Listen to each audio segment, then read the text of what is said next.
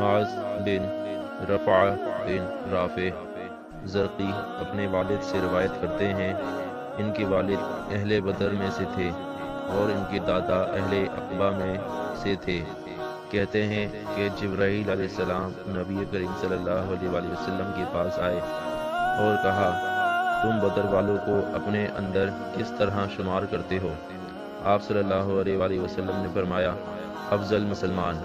جبرائیل علیہ السلام نے کہا، جو فرشتے بدر میں حاضر ہوئے ہم بھی انہیں اسی طرح شمار کرتے ہیں۔